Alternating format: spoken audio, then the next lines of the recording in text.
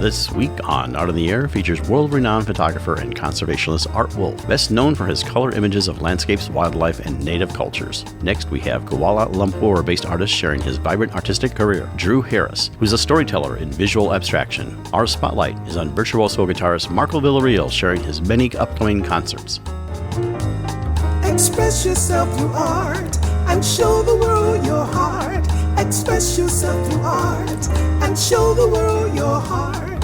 You're in the know with Esther and Larry. Art on the air today. Stay in the know with Larry and Esther. Art on the air our way. Express yourself through art and show the world your heart. Express yourself through art and show the world your heart. Welcome. You're listening to Art on the Air on Lakeshore Public Radio, 89.1 FM and WVLP 103.1 FM, our weekly program covering the arts and arts events throughout Northwest Indiana and beyond. I'm Larry Breckner of New Perspectives Photography, right alongside here with Esther Golden of The Nest in Michigan City. Aloha, everyone.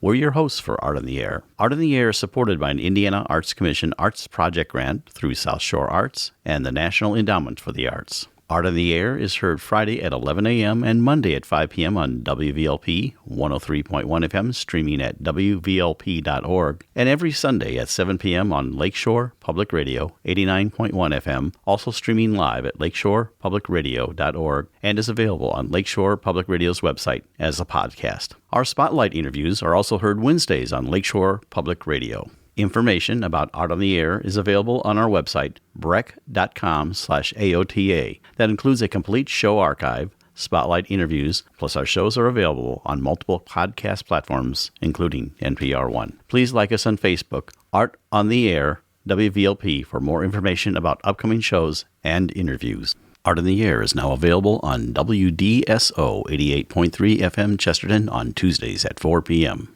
We'd like to welcome back to Art in the Air Spotlight, who's been with us before. In fact, his last interview was with us October 9th in 2019. Marco Villarreal. He's a guitarist who started performing live at the age of 16 and doing a lot more. He's a featured guitarist, and you can see him all over Northwest Indiana and beyond. And he just performed for the Chesterton Arts Center Gala there this past weekend. Marco, welcome back to Art in the Air Spotlight. Hey, Aloha. Aloha. Well, you have a lot of things going on, but, maybe just briefly remind our audience a little bit about what you do, how you play, where you're doing, and things like that, and then we'll talk about your schedule. For sure. Yeah, I mean, I live in Northwest Indiana, and I guess I would just consider myself a freelance guitar player, musician, and I just do work for hire. I do a lot of solo gigs, gigs with duo, trio, quartet, octet, whatever it is, wherever I'm getting called for. Last time we spoke, Ethereal. You had just done Ethereal. So have you followed up, or are you in the works of making another CD? I'm in the snail tempo of of a new one here, and basically, I'm always kind of writing and improvising and trying to have new ideas of music and stuff like that. So there's one in the works for sure. In the works, good. Do you have a project date, or is that just as it evolves, it will happen? It's interesting because the scope of who I get to interact with, musically, it's expanding. Right. I mean? I'm meeting new people, professionals who, are in the same game that I'm in.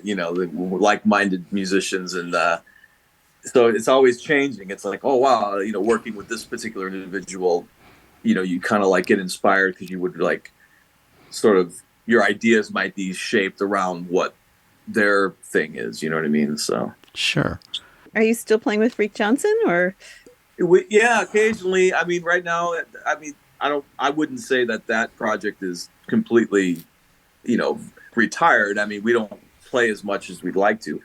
It's just difficult because the logistics of, where people reside and things like that and people's schedules. But once in a while, yeah, we play together. We play maybe once or twice a year if we're lucky. What are some of the venues people can catch you at? I know Don Quixote in Valparaiso, you're there quite often, but what are some of the venues where they can catch you playing live? For sure, yeah. Well, Don Quixote's a regular steady there. I'm usually there every other Friday. and that's a solo guitar thing. I play, locally. I'll play at places like in Hobart on Montego Bay, which Tom Lounges hosts a Thursday night thing. I'm actually doing a guitar class there for the second time at that same venue. It's a little bit different. It's like a guitar demonstration, kind of a master class, I guess if you call it. That'll be on May 17th.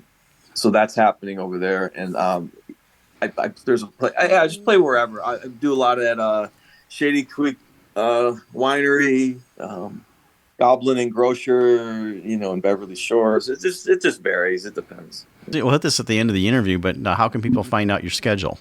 That's usually posted on Facebook. I have a Facebook music page that's been.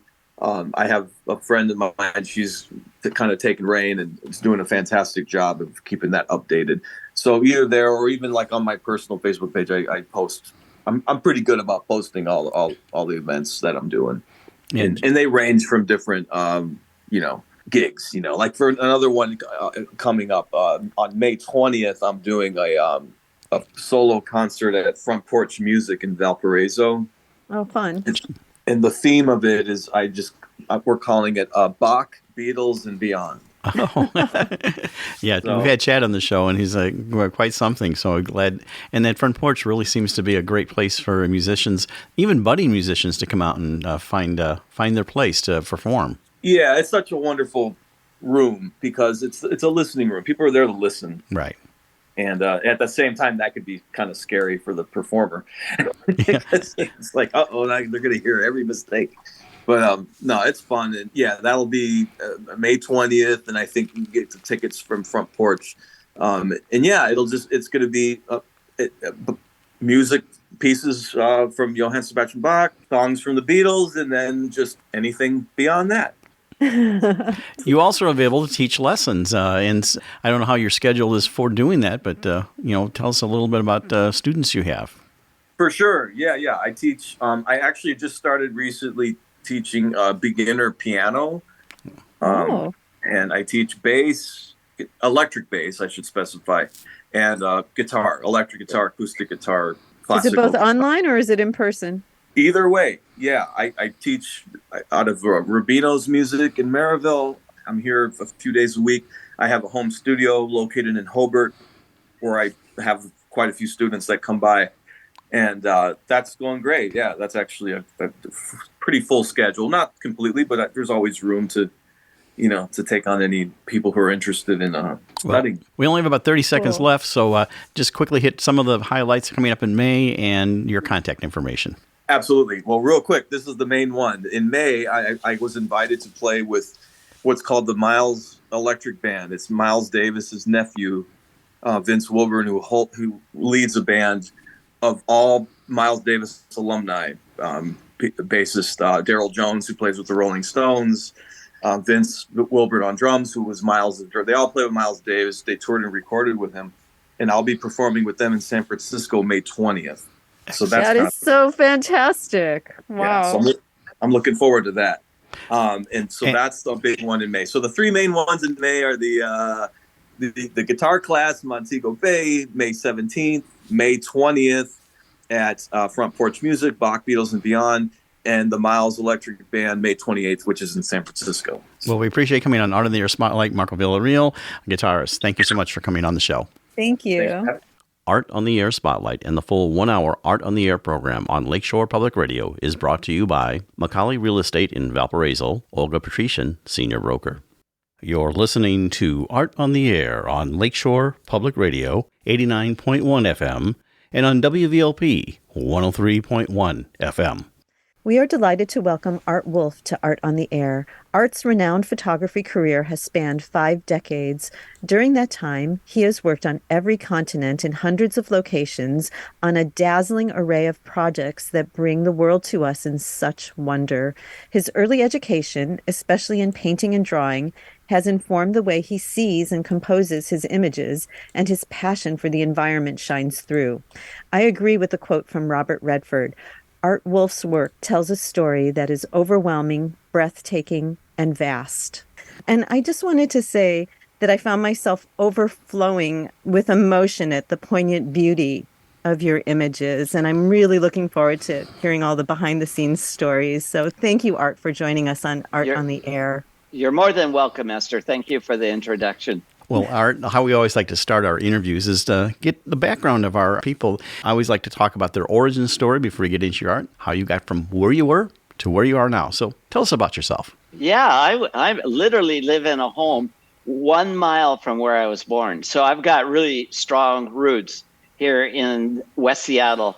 And my friends go back to when I was 5 years old. So a lot of that roots and connections are home-based, which I often have said allow me then to travel the world like a vagabond as long as I have a home and friends to come back to. That's the grounding element. Because if I lived only out of a suitcase or a backpack, I think I'll lose my way with all the places I've gone. So I think it's critically important to have a base and a history that you can rely on and have friends that don't treat you any special way.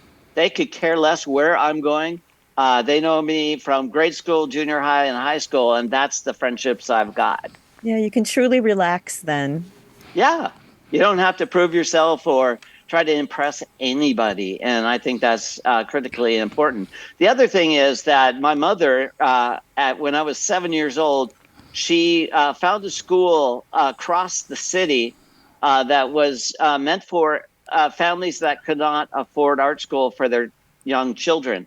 So she taught me how to ride the bus from West Seattle downtown to Seattle, transfer to another bus, and go across the city. And we're talking about 8 or 9 miles. And at 7 years old, you can imagine a 7-year-old getting onto a bus. In today's world, my mother would be arrested.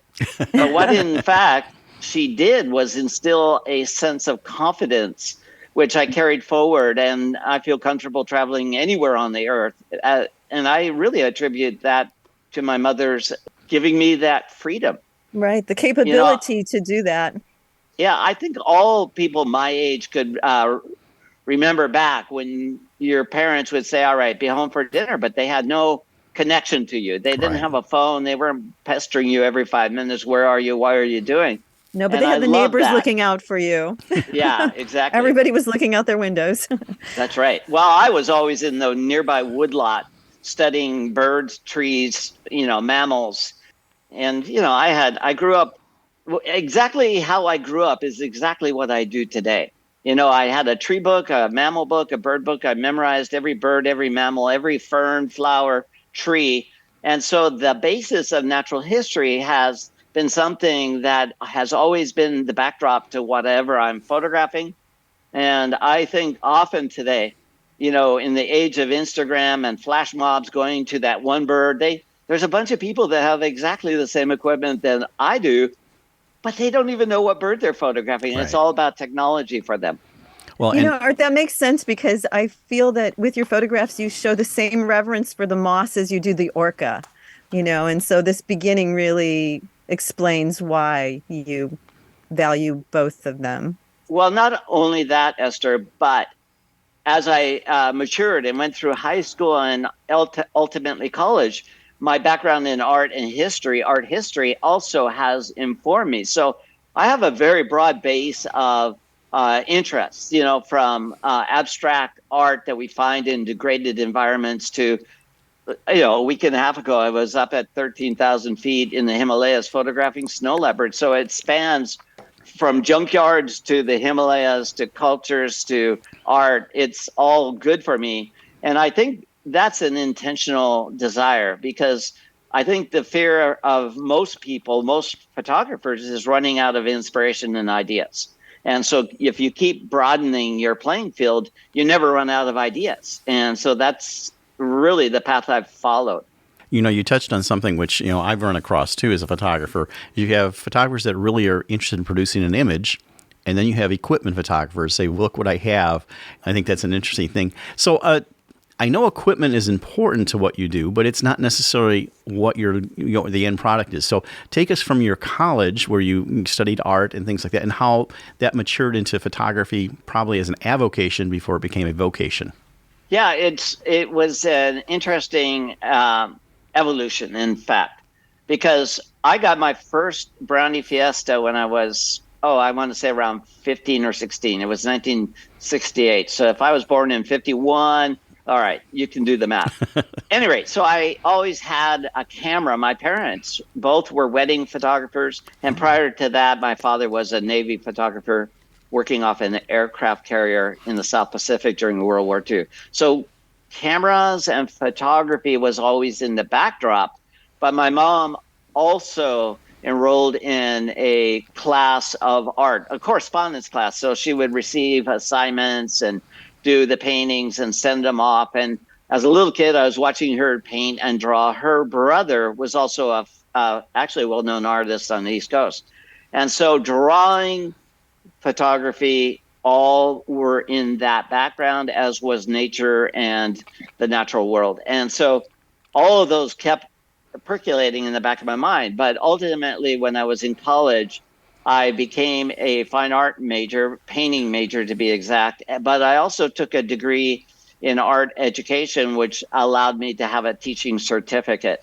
And it was during those years in college, during the 70s, that I also really got involved with climbing. And so climbing the volcanoes of the Northwest, all the mountains in the North Cascades were part of my college age all the way for years afterwards. And so whatever I was learning in graphic design or composition and aesthetics, I was applying then to my burgeoning career as a photographer. And by the time I graduated with 2 degrees 7 years later, my allegiances had shifted from painting to photography because it better suited my temperament and my drive.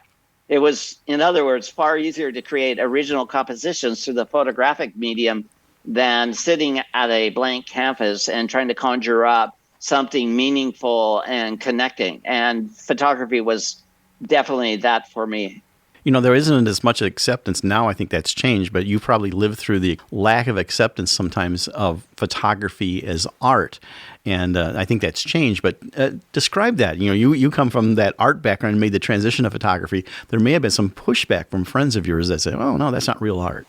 Well, it wasn't so much my friends, but at college, at the University of Washington, which is a big college. I mean, university, the 50,000 people. I tried to get into a photography class during my painting degrees. And they said, no, you have to be a journalism major. We don't have any photography within the art department. And it's like, wow, that said volumes and echoes what you just suggested. And it was years later before it became more accepted. And now we see fine art museums hosting photo exhibits.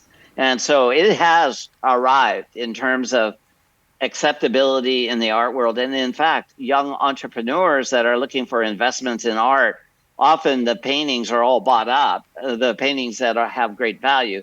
And a lot of black and white limited edition prints are being gobbled up by collectors because the value of a fine art, well done black and white has great value. Is there any photographers that you admire historically, that going back to things? I know a lot of people will bring up, and you just talked about black and white photography because most of your work is rendered in color, but what photographers have you looked to that have influenced your work? Well, that's a great question, but I don't want to dodge it. I'll get back to it. But often it's been the painters that I've been reliant on because all of my colleagues I admire. I mean, all of them, they have unique styles and they've got great drive. But as I got out of college to carve my own path, I started trying to emulate the works of French Impressionists, in other words, and trying to photograph in long exposures, impressionistic style. I would say that Ernst Haas was an early influence, not only on myself, but my colleagues like Franz Lanting and Jim Brandenburg, and probably Galen Rowell as well. We all knew of Ernst's work, and he was the first one in my consciousness that really created artwork through the technique of long exposures. But then I blended that with the blurry lines of Claude Monet or any of the Impressionists, and that became what I was teaching in classes and really absorbed. And ultimately, a book called Rhythms from the Wild came out of that desire. Today, I'm teaching abstract art, looking back to the mid-century, last century, where Jackson Pollock and William de Kooning and Mark Rothko and all these artists really painted in a non-objective style, meaning nothing that we would recognize as true landscapes. They had imaginary landscapes, and so I teach that.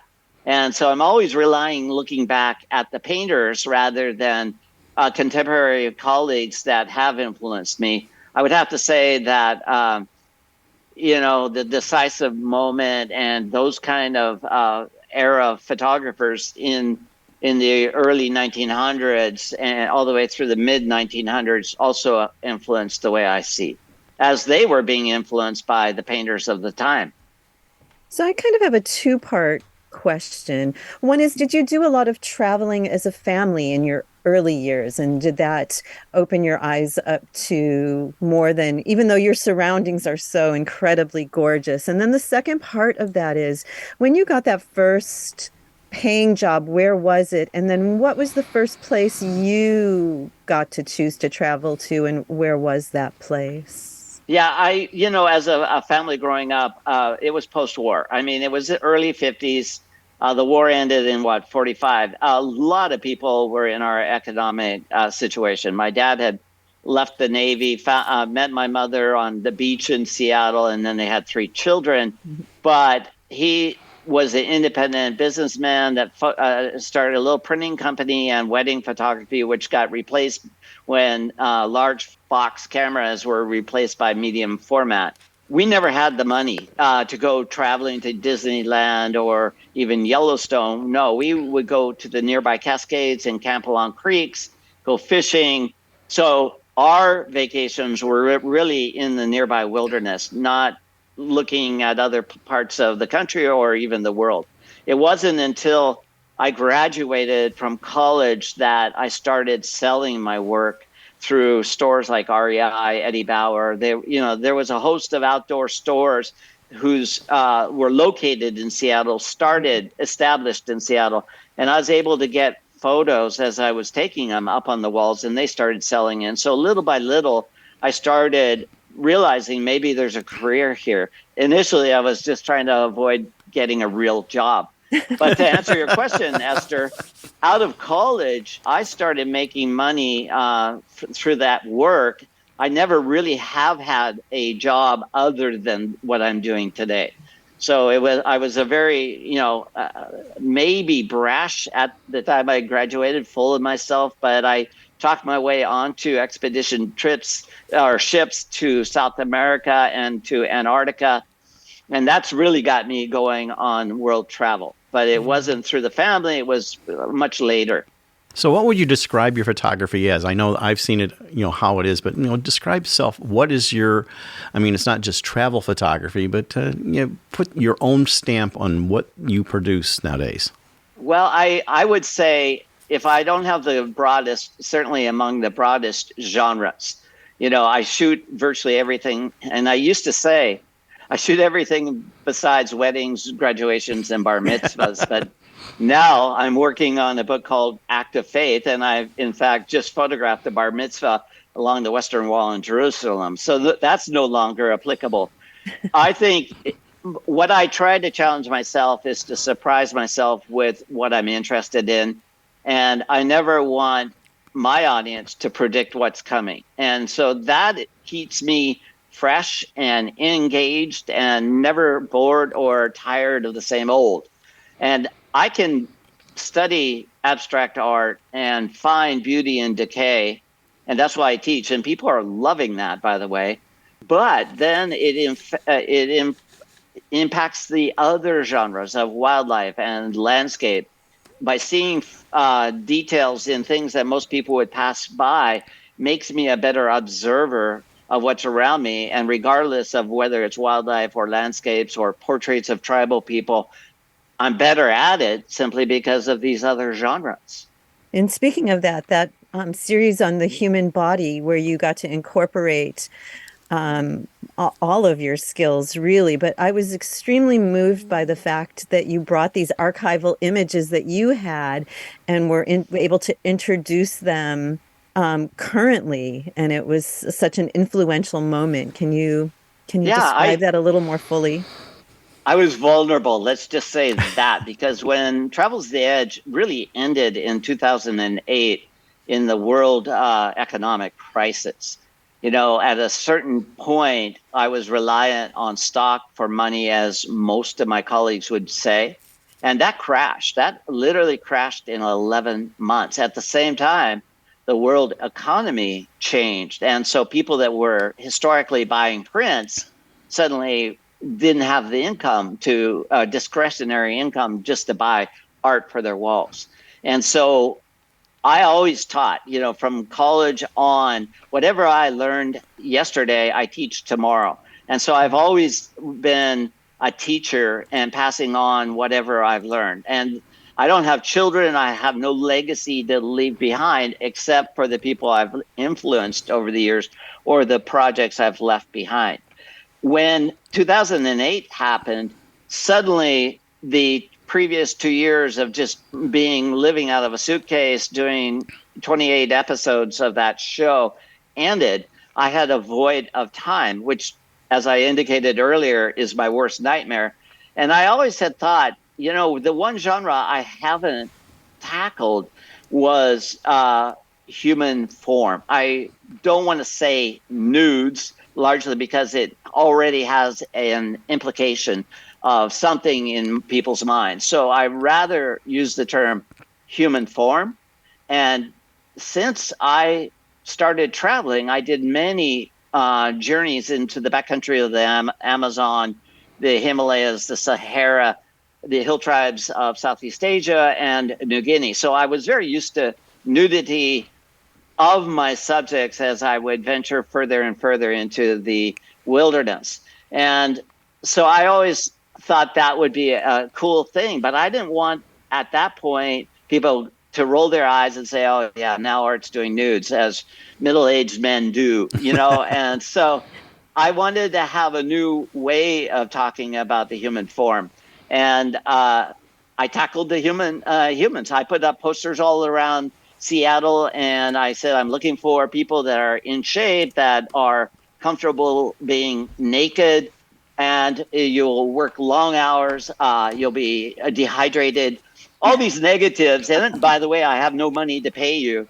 And over 100 people responded thinking that was a good idea.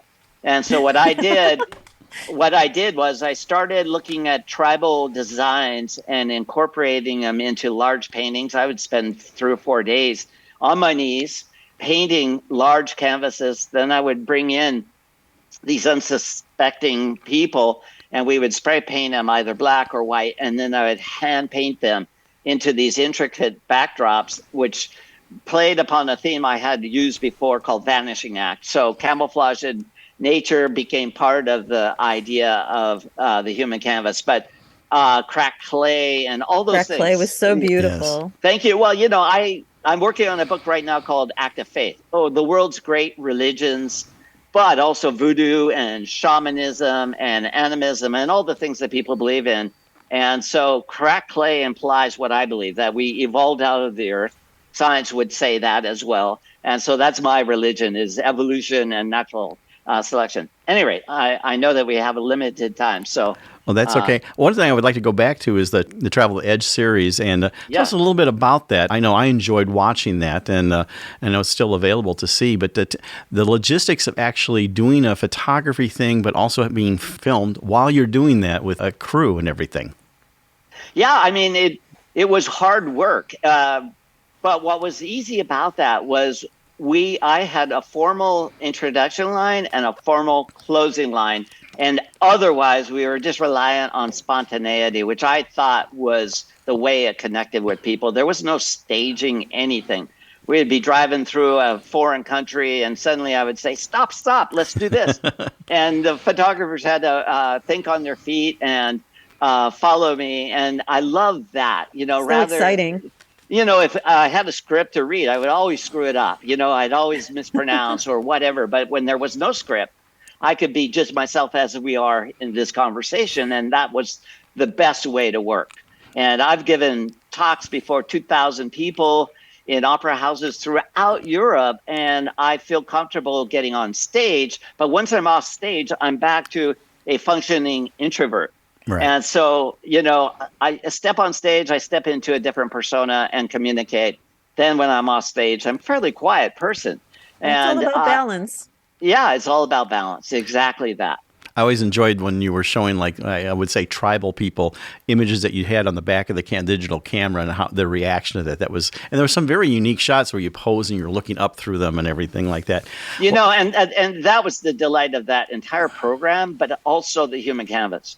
The best thing about the human canvas were the models that came in, not expecting anything. They got signed model prints, which they cherish. And they're in books that are published. And, if you work out or you're a physical trainer, your body is what you're all about. And for them to become part of an art project, they were delighted. And so it was all about the people we worked with, the volunteers that helped me on the human canvas. And I look back with great fondness. There was no stress, no misery. It was all good. We only have about a minute left, so you have a book coming out in the fall called Wildlife Celebrating Earth's Wildlife, which will be available, in October? Yes, and I'm really proud of it. It's going to be a big, big book. It's going to look at not all wildlife, but wildlife in every ecological zone on the planet, from the coral reefs. Last week, I was in the high Himalaya, what I was saying is every zone from the Sahara to the Himalaya to the Amazon basin, that was the challenge, and I worked on it for 10 years. And so I'm very proud of the book. It looks at animals and how they're adapting to climate change and increased human presence. And it's not all a bad look. There's more whales in the ocean now than there has been in 50 years, more mountain lions in North America than there has been in 200 years. Mountain gorillas, tigers, snow leopards populations are increasing every year. Nobody can dispute that. So in an age of mass shootings and misery and people being demoralized, there are positive stories out there that need to be told as well. Well, we're out of time, Art. We appreciate you coming on Art on the Air. It's Art Wolfe, and you can find him at artwolfe.com. Thank you so much for coming on Art on the Air and sharing your experience, and it's a big thrill for me as a fellow photographer. Complete joy. Thank you. All right, guys. It was very pleasurable to talk with you. This is Karen Maravilla of It's Just Serendipity and an arts advocate, and you are listening to Art on the Air on Lakeshore Public Radio, 89.1 FM, and on WVLP 103.1 FM. We are pleased to welcome Drew Harris to Art on the Air. Drew is a Kuala Lumpur-based Canadian artist and is considered one of the most recognized artists in North America and Malaysia. He began his career as a visual artist in 1991. Stories and the experience of adventure are embedded in his paintings. He considers himself a storyteller in visual abstraction. Thank you, Drew, for joining us on Art on the Air. Aloha and welcome. Hello, hello, hello. Hi, thank you so much, Esther and Larry. Yes, thank you. Thank you so much. Well, we're so happy to have you on. I should say that Sergio Gomez pointed us to your direction about you'd be a great guest. So, and like all of our audience wants to know, they want to know your origin story. And what I always say, how you got from where you were to where you are now. So, Drew, tell us about yourself. Well, thank you, Larry. It's an interesting trajectory. I started in Toronto. I was actually born in Toronto, and in my teens, I went off to a college, sort of community college. Did both fine arts and graphic design. And I always like to preface this because I lived in sort of a left brain, right brain household. My father was a dentist. That tells you enough right there. My mother was a writer and a painter, so that also tells you a lot. So I did both the graphic design and fine arts, and went to Toronto in my early 20s and started a design firm, and did that for about 10 years, right up to about 1990. And fed up with the design world, I decided it was time to just do my passion. Work on the work that my mother had always encouraged me to do, not so much my father. But I had money in the bank. I don't know. That dentistry seems to have a huge sculptural background to it, That's depending true. on. Well, look at the tools they use. Yes, So, completely. So I had the design firm, and I just said, well, I have to do one or the other. And I chose to go back into painting and fine arts. I left the design firm. And in about 1991, I decided to take my family traveling. We thought, let's go off for 4 or 5 months. And about 4 years later, we returned back to Canada. But in that process, I was working everywhere I went. I did painting. So I found a little studio, and I would start working paintings and so forth. And so where are these? Like, can you do the map for us? Like, where are you traveling to? Is it all through South Asia? So we ended up starting in Hong Kong, traveling right through to Australia. I did a show in Australia, and we stopped in Bali, Indonesia, like many of us did. Really to do laundry kind of thing. And we were there for almost 2 years. And there I met someone from Kuala Lumpur and Singapore, respectively, and they purchased a piece of my work. And it was one of those sliding door moments where, had they not purchased the work, my career would have changed. So he brought it back to Singapore, and a big art fair had come to him to represent the country of Indonesia, believe it or not. And they saw my work on the wall and said, "Who's that?" And then the rest is history. They put me on the cover of the book, and I did a show at one of the largest art fairs, one of the first new art fairs in South Asia, and my name became sort of known. And I showed here for 17 years, every year, sometimes twice a year. And I met my wife here, and I was remarried here 16 and a half years ago. Wow. So can you describe that first painting and and contrast it to what you're doing now? Yeah, that's a great question. Well, I'd been traveling South Asia, so I'd been through Vietnam and parts of China, parts of, Nepal. And there was always a common theme about food. And one of the first paintings I had done was a bowl of rice, but it was very, very abstracted bowl of rice. And that's what I had been doing in Bali when I was there, just doing very small paintings. But that one painting he bought, which was, again, I think, one of the bowls of rice, all of a sudden, really took off. It was a metaphor for many of us that were traveling for South Asia. And it resonated. And so for a number of years, I was repeating that to a certain degree, abstractly, but I was repeating that thematic. And finally ended up in about 2004, maybe, I decided to sort of change my whole tack in my painting and go completely towards the abstraction, non-representational. So, and that's where I am today.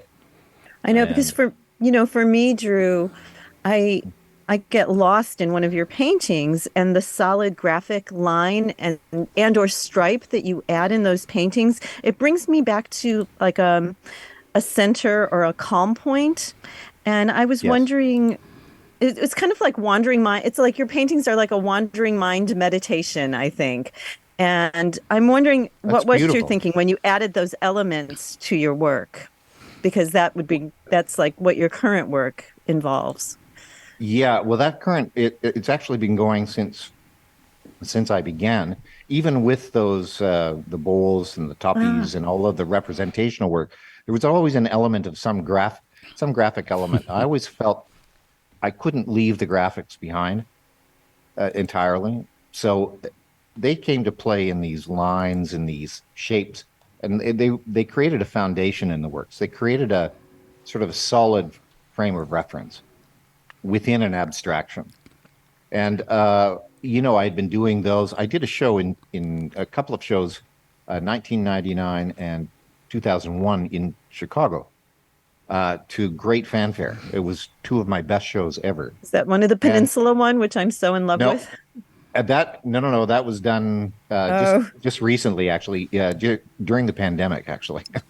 But this show was where Sergio saw my work first. This show got a lot of notoriety, and he recalls the abstraction using those very structured lines. And he remembered my name from 1999 or 2001. We'd never met until 2019. Wow. And at the moment I mentioned my name, he said, I know you. I know your work. And he could identify it immediately from those graphic elements. So, so they played in my work for 3 decades. You know, it seems like your work is almost like a diary of your life, the various series that you have. And so when you're putting things together, like in a series, I mean, is that just indicative of like where you are at that moment in your life? Like, oh, I'm doing this kind of thing now, or you know? Yeah, it is. Actually, that's a great question, Larry. I'm also a news reader, and like a lot of us, we're in the news. So, you know, I've always been fascinated by radio, first of all, and of course the news and our availability to news. And being from Canada, one of the big news stories really is about environment. Right. And and for everybody, not just Canadians, but globally, we should be concerned, and we have been, inundated with stories about environment, climate change. So a lot of my work started to shift to that in about 2006, because that was really where we started to get a lot of the news. We had it firsthand. We had it on our computers. We had it on media, of course. And you were starting to see that these weather issues, political issues, everything from religious to economics and resources, all of a sudden was right there front and center. And that became a big, important part of my work. And it continued right into the last show in Chicago, which was in September of this past year. What was the time frame of the Fogwater series? I was really, that green was just so attractive. Yeah, thank you. Yeah, that's another series that it was kind of, that went and it was created quickly and it kind of went away quickly. But it was a really important series.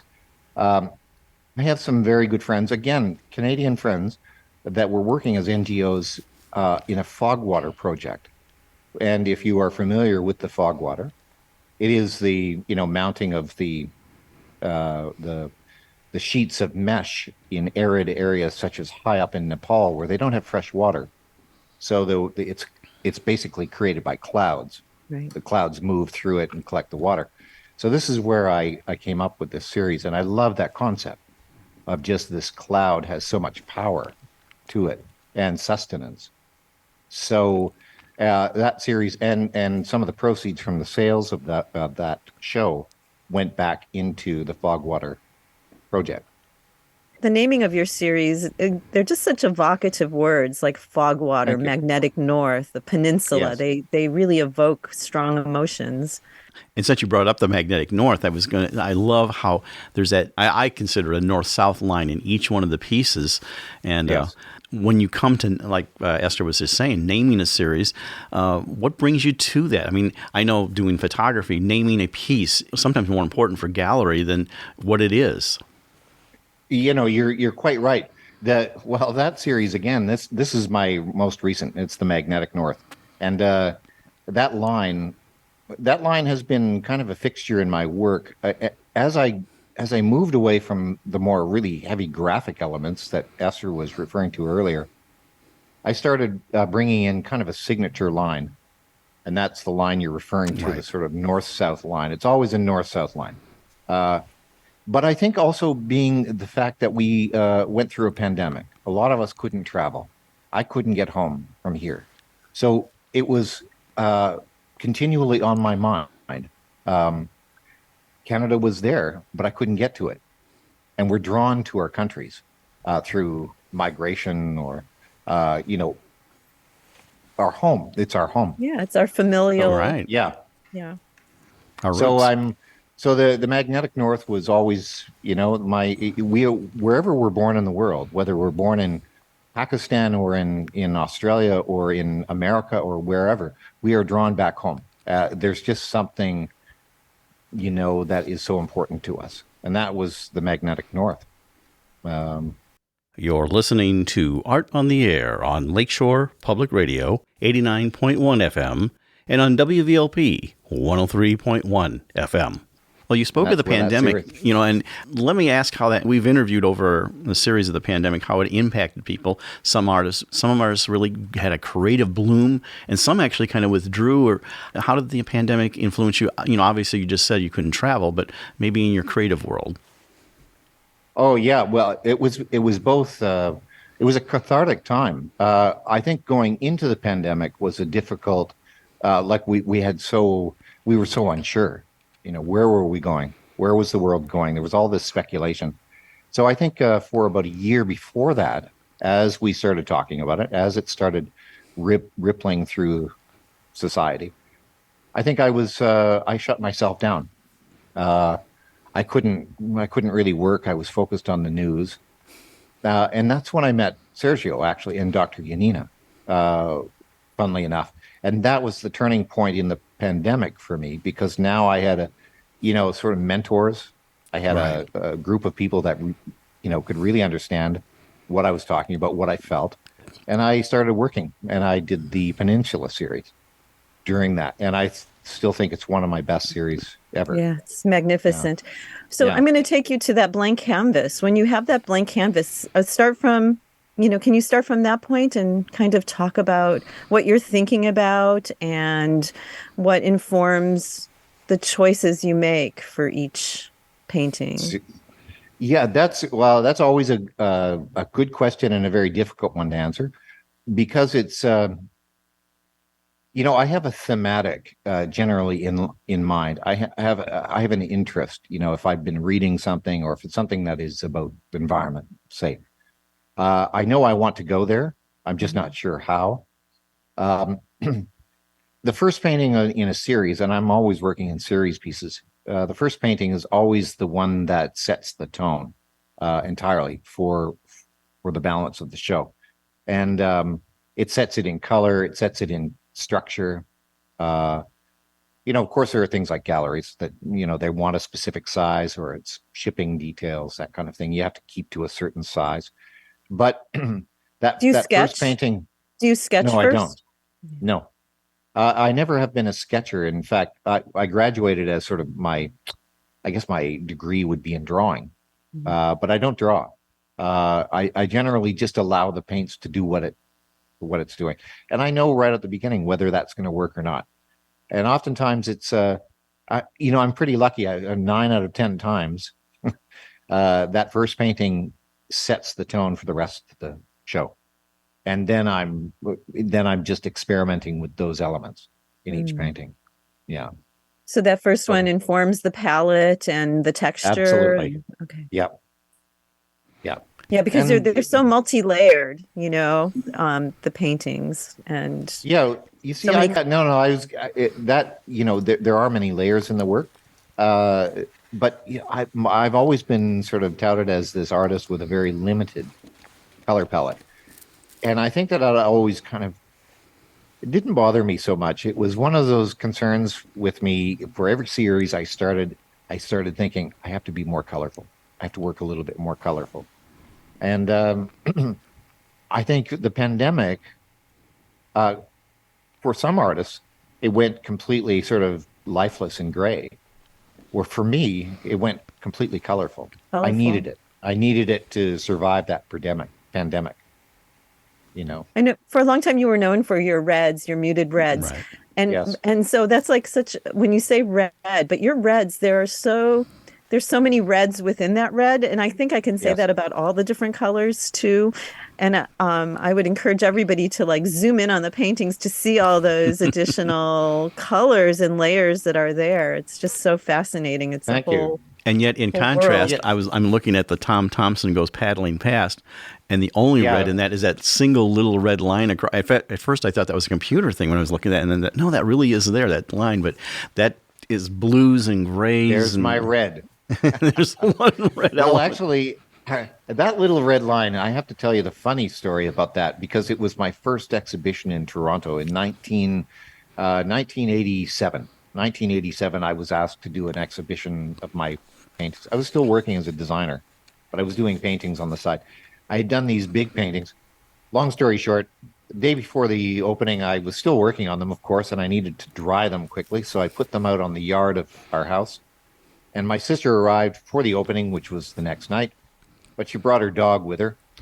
And her dog got out of the car, saw the cat, and chased after the cat, and then embedded each paw into a painting as he Tramped in your crossed. painting. Yeah, as he crossed, and he was a 190-pound Alaskan Malamute. These are big sled dogs, you know? Yes. And he hit every painting with this monster paw, and he left these scratches, and I had nothing to do but fill them in with red lines. And that became a signature for probably 6-7 years. I added these little red lines, and that was all because of a dog. Well, I hope he So, got you know, that Olympic gold medal. Yeah, Does no, the he was praised for that one because he completed the paintings. So the dog get a commission off the sale there for? Yeah, I believe he did. Some very good dog food there. But but so that line has gone through my entire series. I love that element of shocking red, and you know I did do a lot of big red paintings. I brought most of the recent shows I've toned that red down into being just that one sharp identity of red, and yeah, it's important to me. And it is a signature to a certain degree. Sure. We're wearing this in mid-May of this year, but what do you have down the road? Exhibition or new works that you're working on or looking ahead? Yeah. What environmental theme will be next? Oh my God, can you imagine? I know. It's a plethora of bad news out there. I think my next series is actually going to be on water and the importance of water. You know, a lot of my photographer friends are shooting water. Like the idea that water is really now going to become our next really crucial issue in the world. So I think water is going to be my thematic at the moment. You know, and I'm actually reinventing myself as a coach. I'm doing not as many shows. So doing the podcasts, of course, with Sergio. And assisting Sergio build his the Artist Next Level program. It's been fantastic. So, you know, careers do change. And what they say, we have 7 careers in our life. I think I'm at about the 5th, I think. In this case, yeah. Well, what do you like to do outside of art for enjoyment or pleasure or things like that outside of your painting? Or sometimes maybe that's it. You know, well, again, it's a difficult one to answer because I have my wife and family here, her family, and I have my dogs, and we hike, and we try to get out as much as we can. But we are on the equator. It's a bit warm all the time. So hiking is a little limited, you know. And I travel quite a bit. I like to travel. I like to see places. And that's it, really. I'm not really a guy that has a lot of extra hobbies. I do a lot of writing. So I spend a lot, if I'm not painting or working on the podcast, I do writing. So when you're involved in a painting, I could probably go days without sleep sometimes. What is your absolutely. Yeah. Yeah, So do you feel the need to do you have to take it to a certain place before you can stop, or do you I think it tells you. I think you would know this, you know, Esther. As a painter, we know that these paintings will tell you. They tell you when they're finished. They even tell you how to start. Yeah. They can tell you within the first 30 seconds whether they're going to work with you or not. And if they're not, you have to be in tune with it and say, okay, we'll wait until you're ready. Yeah, and it's a very intuitive process. Yeah, absolutely. Yeah. And so they also tell me when I'm finished. But there's that classic line is, you know, you never really finish a show. You kind of abandon it, you know, in the end. That's a great point. Yeah. You know, there's a lot of shows you could keep doing and keep working.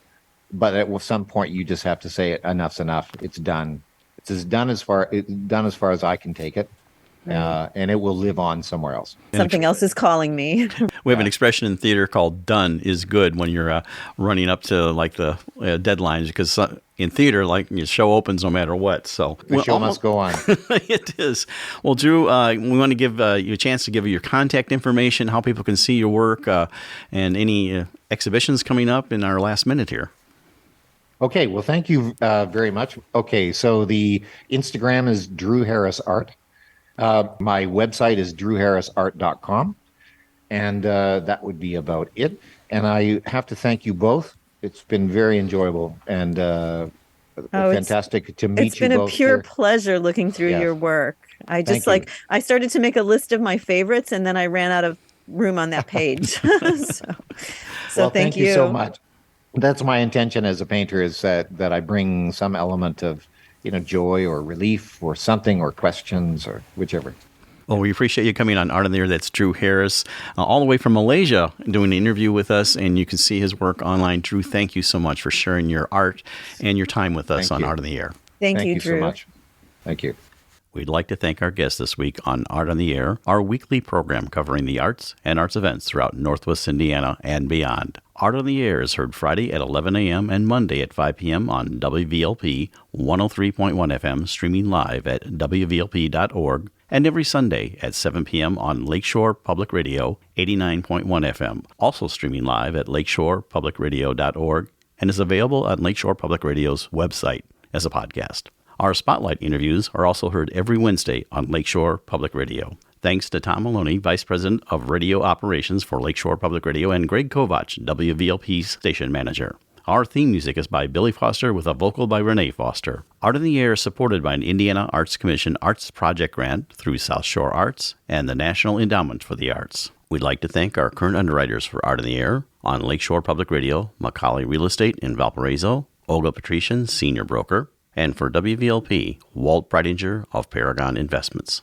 So we may continue to bring you Art on the Air. We rely on you, our listeners and underwriters, for ongoing financial support. If you're looking to support Art on the Air, we have information on our website at breck.com/AOTA, where you can find out how to become a supporter or underwriter of our program in whatever amount you are able. And like I say every week, don't give till it hurts. Give till it feels good. You'll feel so good about supporting Art on the Air. If you're interested in being a guest or sending us information about your arts-related event or exhibit, please email us at aota@breck.com. That's aota@breck.com, or contact us through our Facebook page. Your hosts were Larry Breckner and Esther Golden, and we invite you back next week for another episode of Art on the Air. Aloha, everyone. Have a splendid week. Express yourself through art and show the world your heart. Express yourself through art and show the world your heart. You're in the know with Esther and Larry. Art on the Air today. Stay in the know with Larry and Esther. Art on the Air our way. Express yourself through art and show the world your heart. Express yourself through art and show the world